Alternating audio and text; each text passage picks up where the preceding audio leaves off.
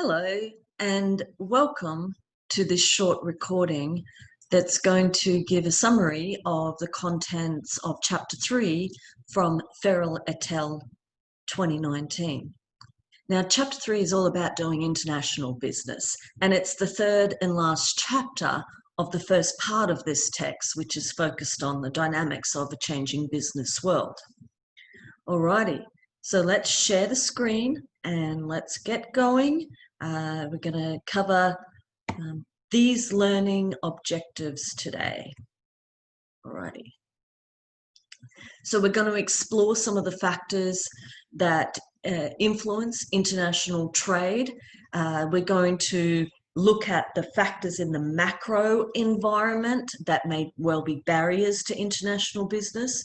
We're going to look at specifics with regards to agreements and alliances throughout the world. We're going to summarize the different levels of involvement that an organization can take on when they're entering an international market. And then we're going to finish the chapter by contrasting two basic strategies in international business. When we're talking about international business, we're talking about buying, selling, trading across borders. Now, while the US is an economic powerhouse on the global stage, most of the world's population is outside of the US. That means more than 2/3 of the total purchasing power is outside of the US. So that means it's a good idea for US organizations, American brands, to go global. Now, one of the questions when brands go global is the question of, do you take the highly efficient standardized approach? Do we pick up our brand, don't change anything, and go into a foreign market? Well, historically, that's what American brands have done in the first instance when they ventured overseas. But then American organizations learned it was more effective to customize to suit the local culture, the local consumer preferences. So we have to ask the question, consider the trade-off, how much do we adapt rather than standardize? Because adaptation is expensive, standardization is efficient. McDonald's, for example, when they first went overseas, an American firm, an American brand, grew up in the US, right? Now, when they first ventured overseas, they took a standardized approach, but they soon learned. It's a good idea when you're in China to include Chinese language. When you're in Indonesia, for example, McDonald's offers a halal burger to suit the local Muslim culture. Okay, so why do nations trade? Well, an organization moving into a foreign market may well have an absolute advantage and may well be stepping into a monopoly situation where they are the only supplier in that particular market. And before they stepped in, there was no supplier.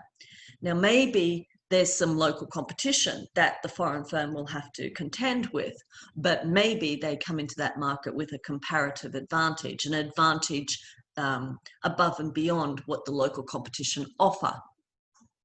Another reason that nations may well trade is, for example, the outsourcing of manufacturing. So in the US, labor is expensive, work standards are high. In developing countries, that's not necessarily the case. Labor is cheap. Working standards, unfortunately, including safety standards, may well be low, and therefore it's less expensive to manufacture and outsource to a developing nation, for example. Now, when we're talking about trade between countries, we're talking about exporting and importing. US exports more than 2.2 trillion. US imports, unfortunately, are higher, so we end up with a trade deficit. What's a trade deficit? Negative balance of trade. Balance of trade is the difference between the exports and the imports. And we also need to talk about the balance of payments, the difference between money flowing in and out. Here's an overview of the US trade deficit from 1990 to 2016. So in 1990, the trade deficit for the US was $80 billion. In 2016, it had risen to $500 billion, and that was a win because that came down from 530 in 2015. Here's an updated version of that, where for 2020 currently, halfway through the year, we are at negative, so it's a trade deficit of 400 billion, right? And that's figures to June. US exports to China. China is the third largest export market for American goods and services. For goods being exported to China, we're talking about more than $113 billion. Add to that services, and we're adding in nearly another $47 billion. So there is mammoth growth in the export of services to China. And that makes sense because the US is an industrialized nation. One of the characteristics of an industrialized nation is more than 80% of the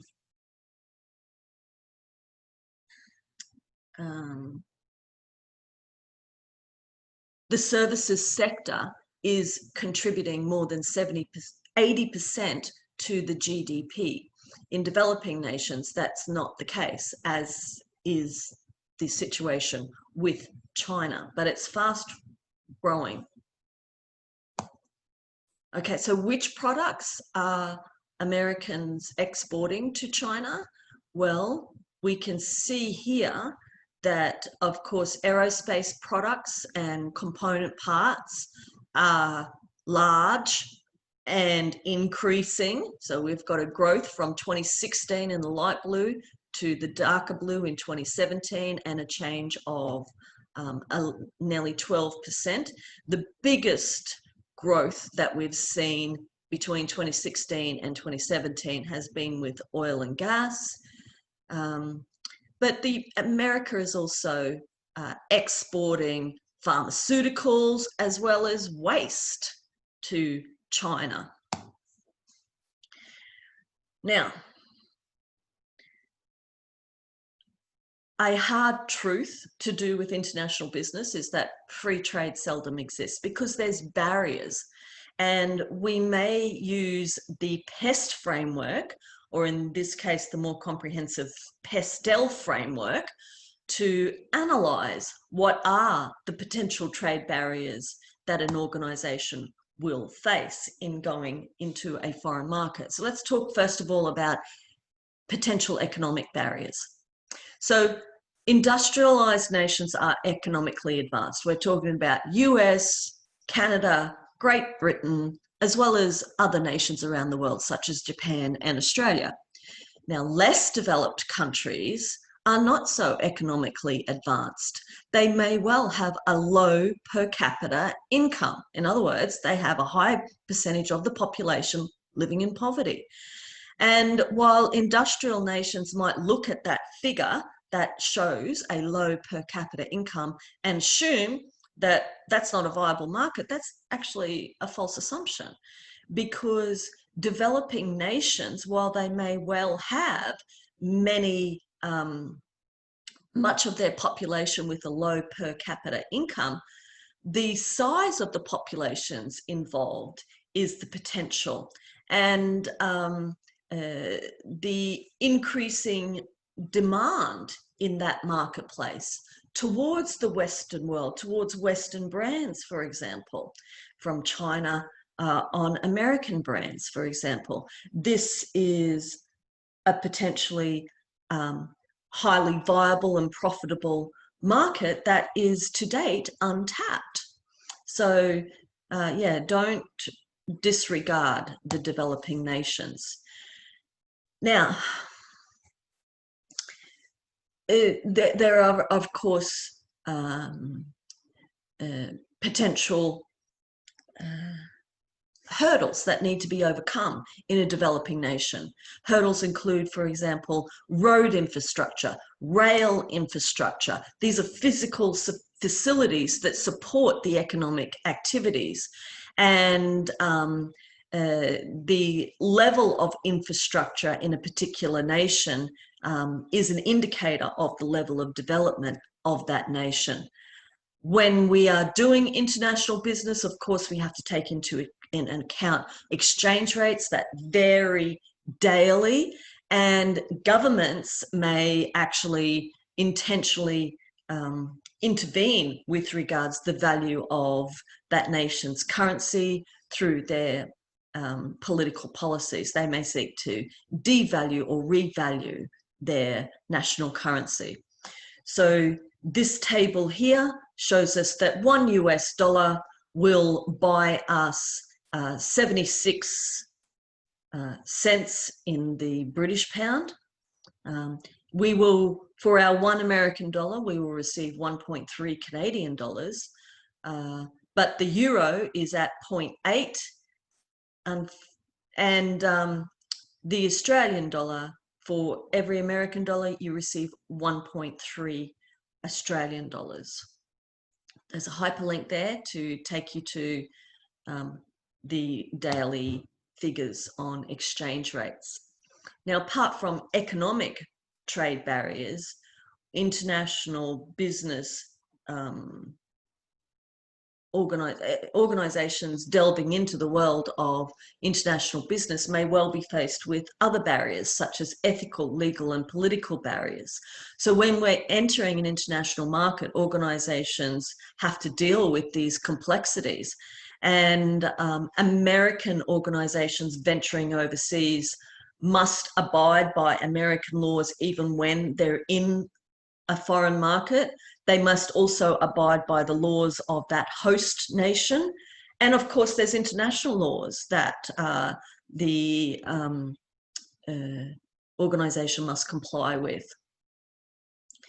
So there may well be trade restrictions in place in a particular foreign market. Political climates need to be considered. Who's in government? What are their policies? Are they pro-business? Are they trying to bring business in? Are they trying to deter international business and trade? What about ethics? Because ethics vary from nation and culture to culture.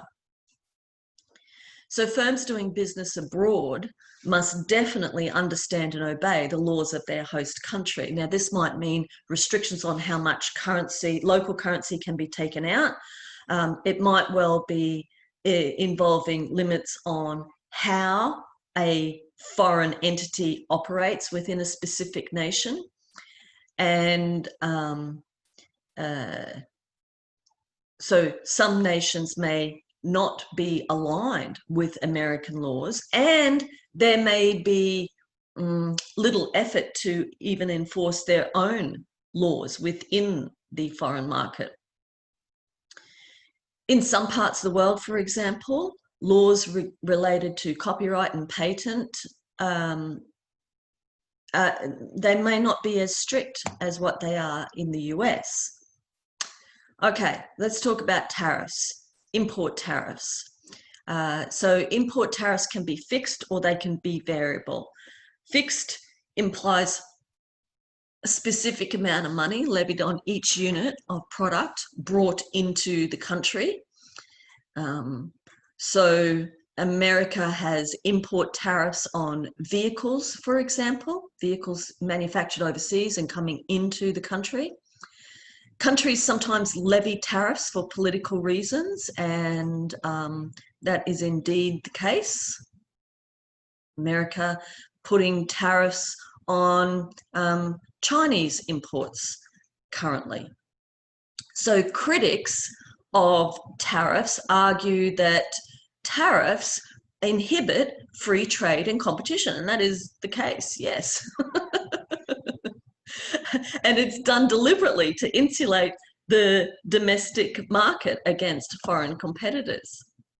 All right, Now, other types of trade barriers include, for example, exchange controls, where regulations restrict the amount of currency that can be bought or sold, quotas that are established by a particular government, so maximizing the amount of product that can be imported into a particular country, and embargo. An embargo is established for various reasons, and including political reasons, such as the case with the US embargo on trade and travel with communist Cuba. Now, another potential barrier to international trade is dumping, and dumping is the reason why quotas or maybe tariffs are put in place. Now, what do I mean by this dumping? There's various reasons that dumping might happen.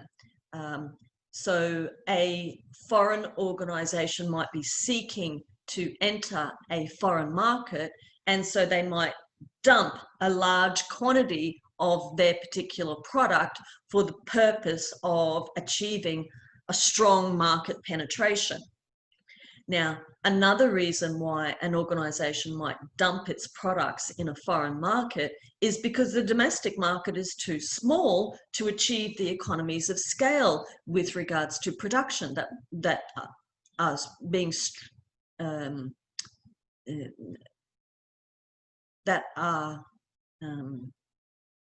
being set. Okay, so to increase the level of production, they need to service a bigger market, and that might mean having to go offshore. A third reason that an organization might dump their product in a foreign market is because maybe the domestic market has moved on, the product is no longer saleable in their domestic market. Maybe in the foreign market, the technology is not so advanced, and so their product is still saleable in the foreign market.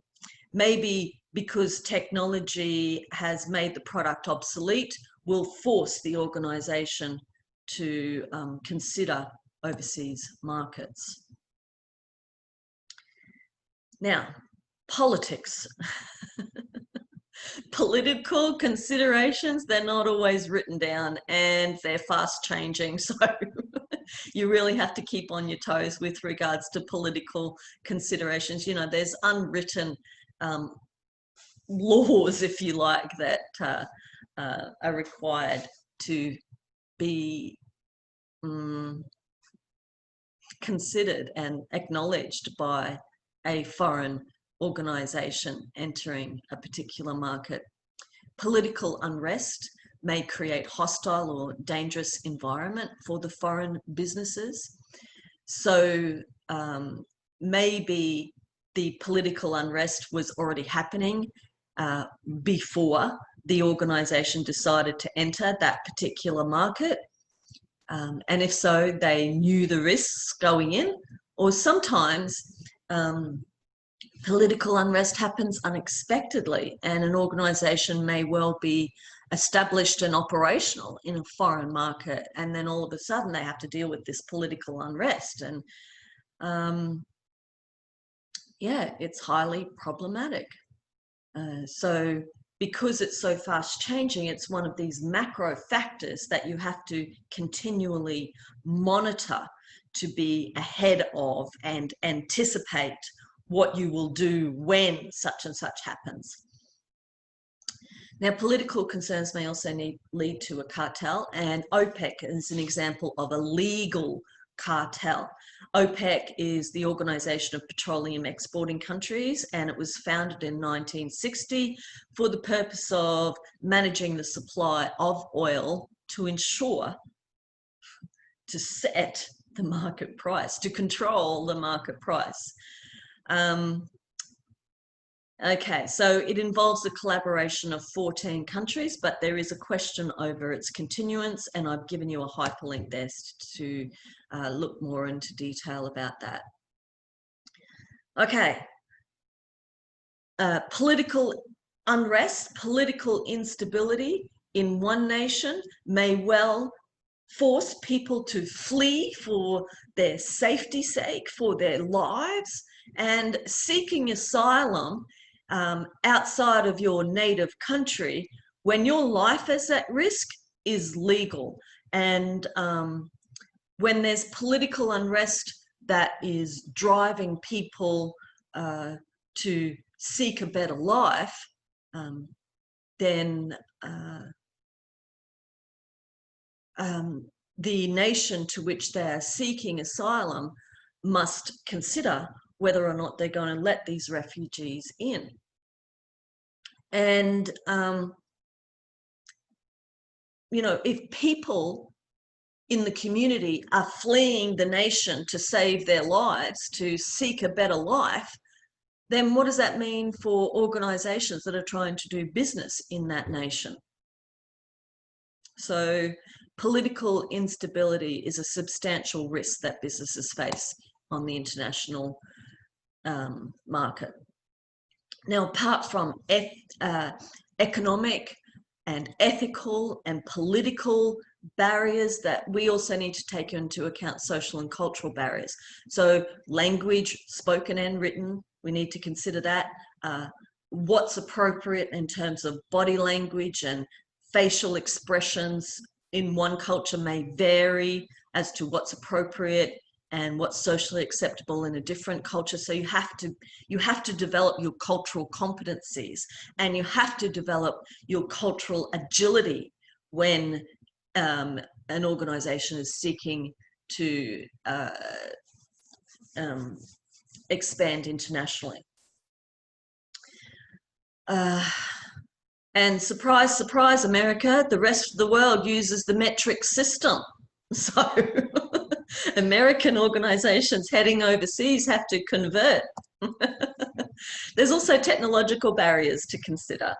And technological innovation creates market opportunities and global marketing opportunities, but it also creates challenges and generates increased competition. So while the US is dominant on the world stage, countries such as China, India, and Russia are fast approaching. Right, let's shift gears and talk about agreements. Let's talk about GATT, the General Agreement on Tariffs and Trades. We've got more than 100 nations involved with this GATT agreement, and from the GATT agreement has emerged the World Trade Organization. So GATT is essentially a forum for negotiating tariffs internationally. I'll just mention that I've given you a hyperlink to learn more about the World Trade Organization here. Now, another agreement that we need to be well aware of is NAFTA. Came into effect in 1994. It is the North American Free Trade Agreement, and it was designed to facilitate American investment in Mexico and Canada. There was also deliberate intention to protect intellectual property through this agreement, and it expands trade because it sets standards and it simplifies the complexities associated with country of origin laws. Now, recently, the Trump administration has reinvented NAFTA and labeled it now the USMCA, the US-Mexico-Canada Agreement. So what's the difference between NAFTA and USMCA? I've given you a link there so that you can figure that out, but the answer essentially is not much. Now, a trading bloc in the world, a large trading bloc in the world is the European Union, and the European Union is one of the largest single markets that you can do business with internationally, and it has a GDP of more than $19 trillion. What is the European Union about? It's about one currency, the euro, it's about standardizing business regulations and import duties, as well as value-added taxes. And I'm sure, as you are well aware, at the end of January, it was official that the UK had exited the European Union. They had cut ties with the European Union effective end of January 2020. So I've given you a hyperlink there to look at the Financial Times, what they've written about Brexit. Now, APEC, the Asia Pacific Economic Cooperation, is actually the largest trading bloc in the world. It holds more than 60% of the world's GDP. And organizations associated with APEC have become increasingly competitive and sophisticated in terms of global market over the last 3 decades. But essentially, APEC is all about reducing the costs for import and exporters throughout Asia Pacific. So I mentioned that it's the largest trading bloc in the world. APEC contributes more than 60% to global GDP, even though Asia Pacific only holds 38% of the global population. So the original member nations for APEC include Australia, yay, Brunei, Canada, Indonesia, Japan, and the list goes on. And then other nations have joined to be part of APEC. Now, APEC is not to be confused with the ASEAN alliance. ASEAN is the Association of Southeast Asian Nations, and this trading bloc we're talking about $9.3 trillion in terms of their GDP collectively. The World Bank is an important actor in international business. The World Bank loans money to individuals and organizations in underdeveloped and developing nations. So we're talking about microfinancing, you know, offering $300 to a solo entrepreneur, maybe a woman in a village who wants to continue making her continue doing her basket weaving because she knows she can sell that. And the World Bank definitely gets involved with that because they know when they help that woman in the village, when they help her with $300 to fund her basket weaving, they know that they are helping her family and her village and the broader community of that developing nation. Now, the IMF, the International Monetary Fund, promotes trade by eliminating or working towards the elimination of trade barriers. Okay, here's the gross domestic product of ASEAN countries from 2010 to 2020. Okay, so these are Southeast Asian countries. So we're talking about Vietnam, Singapore, Malaysia, Indonesia, Cambodia. And you can see that growth from 2010 at about 5,000 billion dollars of GDP, and now heading towards 10,000. Okay, so how do we get involved in international business? I've given you an image here of the Hong Kong container port, which is the largest container port in the world. And this is what it looks like on every day. You can imagine, though, with the context, in the context of the global pandemic, the very busy Hong Kong port, even that ground to a halt.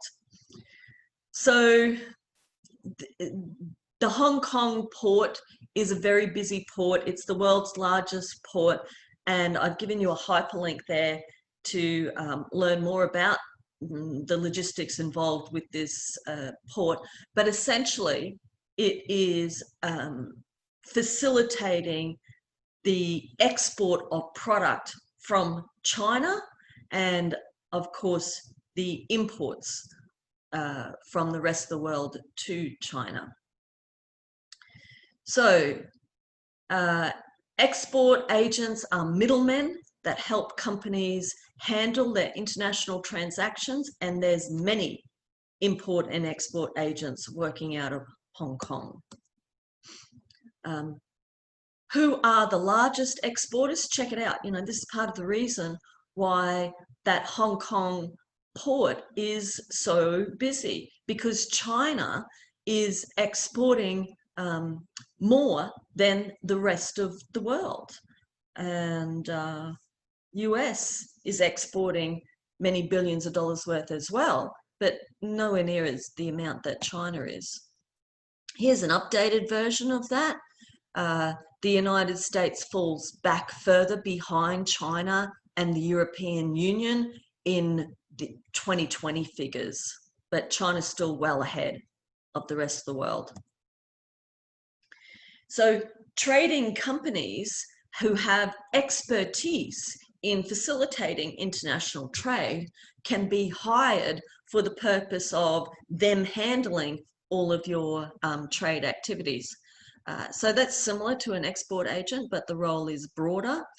One of the ways that your organization can get involved in international business is through licensing or franchising, for example. Licensing is when you are selling off your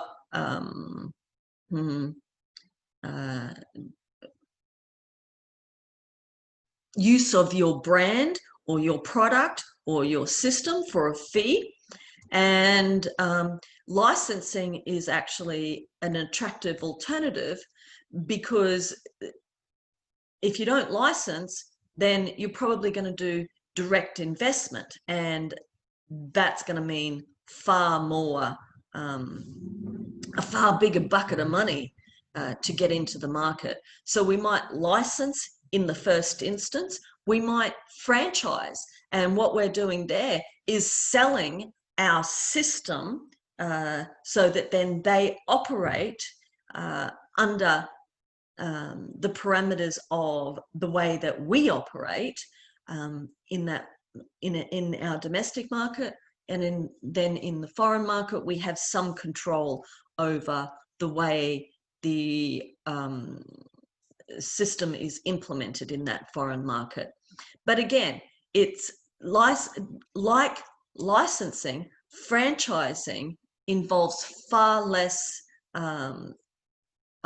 investment than what direct investment involves.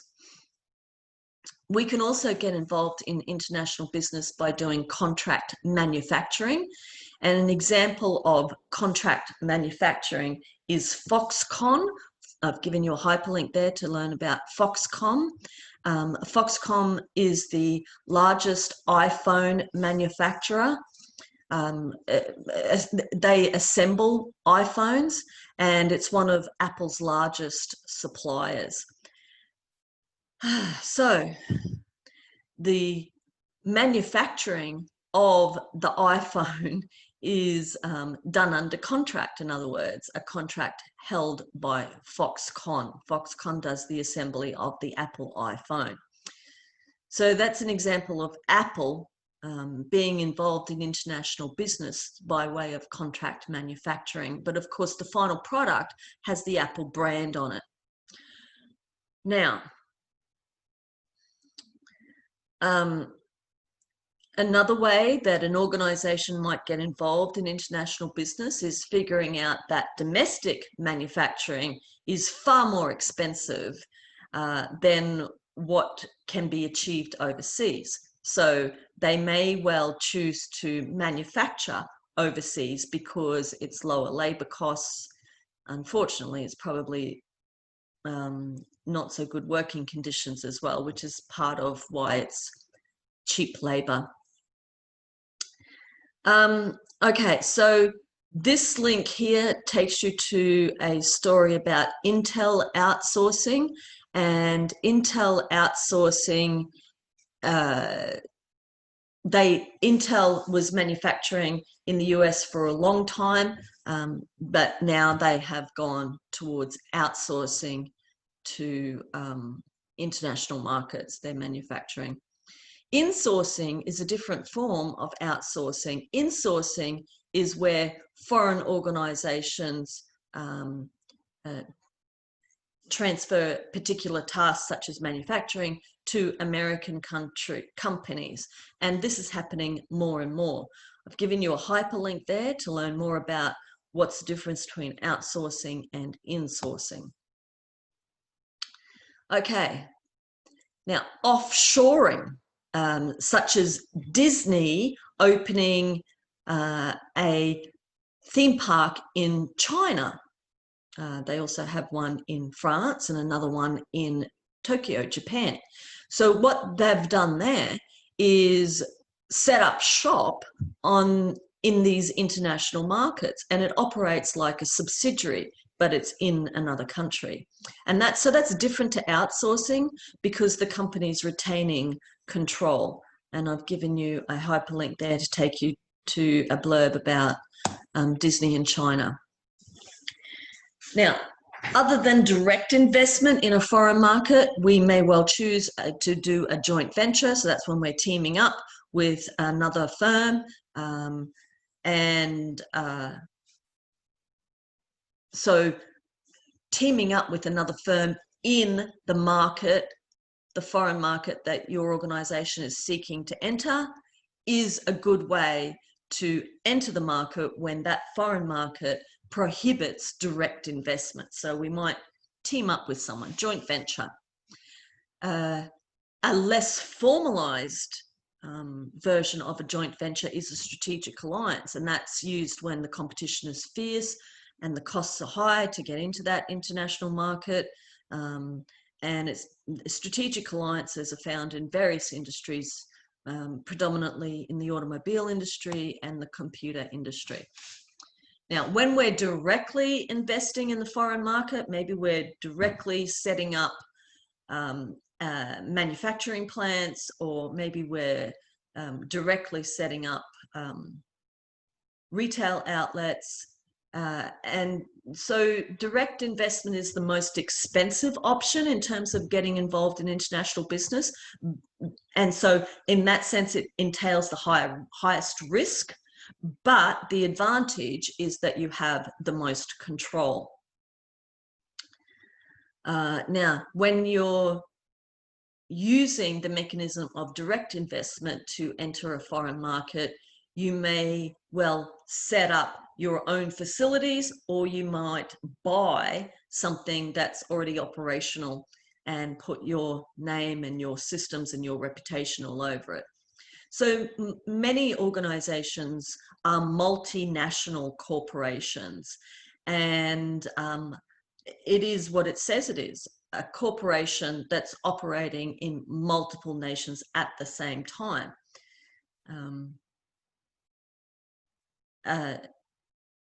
Of course, they're a target for anti-globalization activists, and their argument is that multinational corporations increase the gap between the rich and the poor.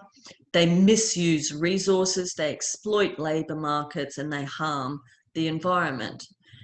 Hence why responsible corporate behavior, corporate social responsibility is an important and a significant strategy for multinational corporations. So a multinational strategy can involve customizing according to national differences, right? So when your organization is operating in multiple nations, you may well choose to adapt to suit and customize for the particular culture that's in each of those multiple nations. So a globalization strategy, a standardized approach to globalizing for a particular corporation can be a standardized approach, right? So when an organization goes global, this is what I was talking about at the beginning. When an organization decides to go global, they can go global with a standardized approach, or they can customize to the local market. But customization is, while customization is more effective, it's more expensive.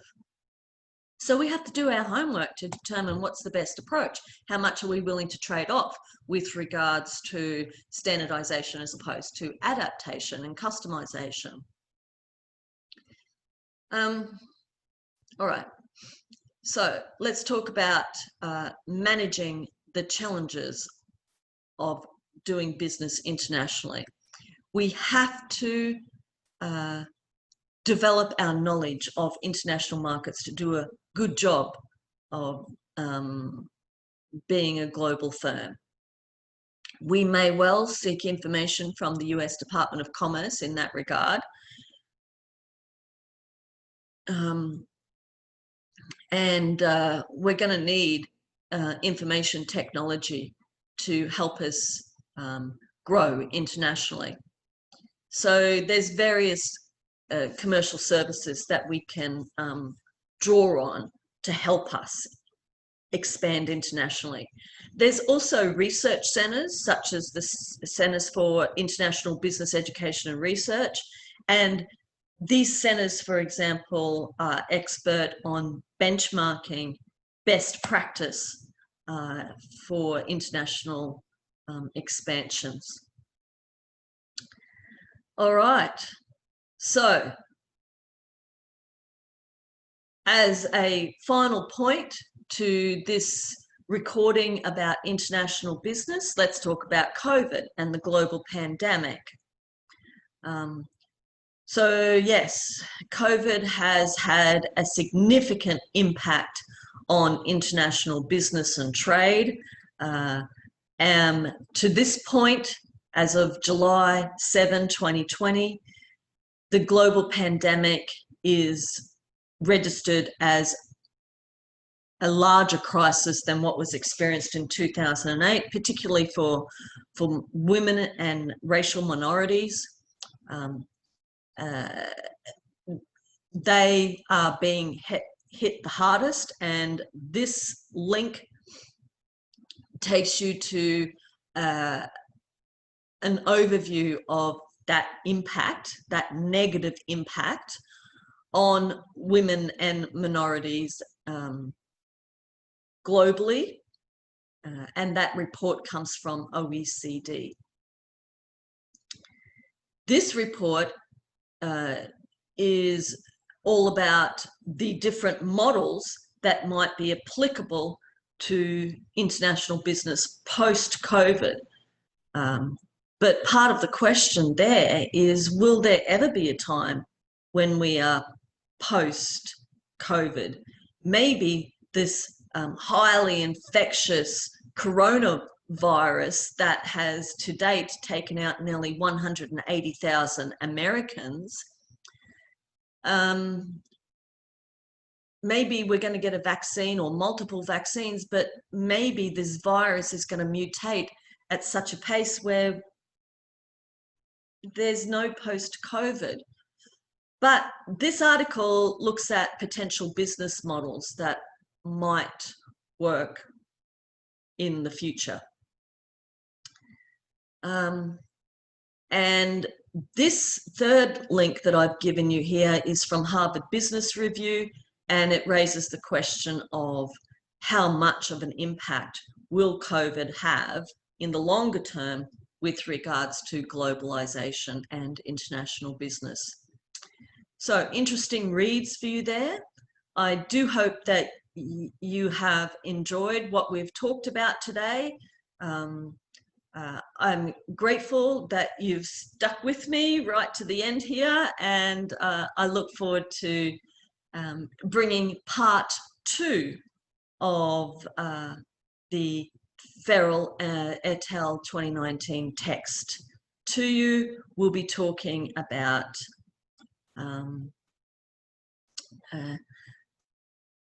starting and doing business in part 2.